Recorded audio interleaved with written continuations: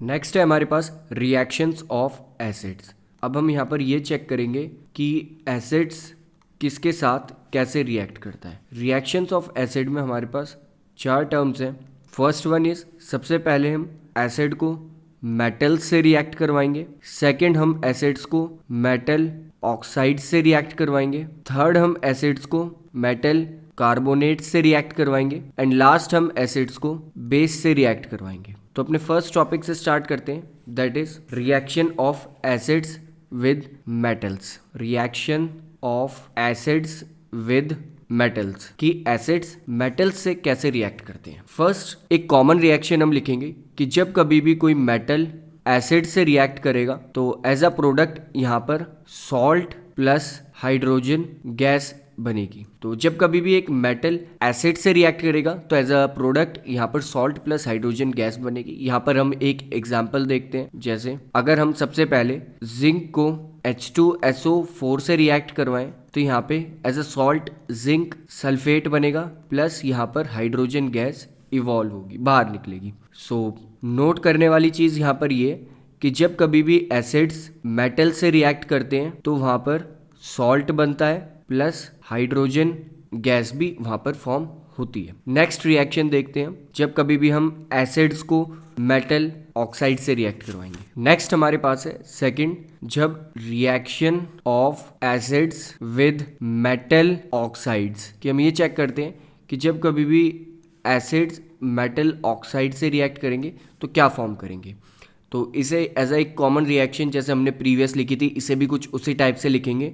That is, कभी भी कोई मेटल ऑक्साइड अगर एसिड से रिएक्ट करे तो यहाँ पे भी सेम चीज होगी, सॉल्ट तो यहाँ पर भी सेम बनेगा प्लस यहाँ पर अब मेटल्स की तरह हाइड्रोजन नहीं बनेगा, यहाँ पर बनेगा इस time H2O, that is water. तो जब कभी भी मेटल ऑक्साइड एसिड से रिएक्ट करेगी तो as a product salt plus water form होगा। इसका हम एक एग्जांपल देख सकते हैं। फॉर एग्जांपल, अगर आप कॉपर ऑक्साइड लें और उसे हाइड्रोक्लोरिक एसिड से रिएक्ट करवाएं, रिएक्शन के बाद कॉपर क्लोराइड बनेगा यहाँ पे और एक और प्रोडक्ट होगा हमारे पास, that is H2O। Same as previous reaction, यहाँ पे भी नोट करने वाली चीज ये कि जब कभी भी एसिड्स मेटल ऑक्साइड से रिएक्ट करेंगे तो हमेशा सॉल्ट प्लस वाटर यहाँ पर फॉर्म होगा या बनेगा। इसके बाद थर्ड रिएक्शन हम देखते हैं कि reaction of acids with metal carbonates, कि जब कभी भी एसिड्स मेटल कार्बोनेट से रिएक्ट करेंगे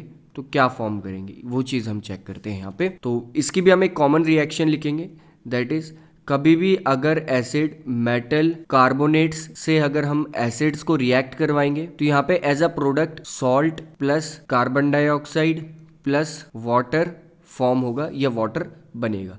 जब कभी भी मेटल कार्बोनेट्स एसिड से रिएक्ट करेंगे तो यहाँ पे salt, carbon dioxide and water form होगा। सेम ये चीज मेटल कार्बोनेट्स के साथ साथ एक और चीज में कॉमन है, जब कभी भी हम एसिड्स को मेटल हाइड्रोजन कार्बोनेट्स से रिएक्ट करवाएंगे, एसिड्स को जब कभी भी हम एसिड्स को मेटल हाइड्रोजन कार्बोनेट से रिएक्ट करवाएंगे तो वहां पर भी यही तीन चीज बनेंगी, that is salt plus carbon dioxide plus water. So इसका भी एक एग्जाम्पल देख लेते हैं। फॉर एग्जाम्पल, अगर आपने एक मेटल कार्बोनेट लिया, that is Na2CO3 sodium carbonate, इसके बाद आपने इसे रिएक्ट करवाया हाइड्रोक्लोरिक एसिड से।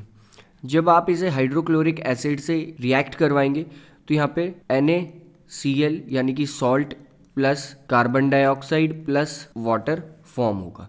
आप इस इक्वेशन को एज अ प्रैक्टिस बैलेंस भी कर सकते हैं। लास्ट रिएक्शन हमारे पास है, अगर हम एसिड्स को बेस के साथ रिएक्ट करवाएं तो क्या फॉर्म होगा, वो चीज अब हम चेक करेंगे। जब कभी भी हम एसिड्स को बेस के साथ रिएक्ट करवाएंगे तो हमेशा सॉल्ट प्लस वाटर फॉर्म होगा या एज अ प्रोडक्ट बनेगा। जब कभी भी हम एसिड्स को बेस के साथ रिएक्ट करवाएंगे तो वहां पर हमेशा सॉल्ट प्लस वाटर फॉर्म होगा।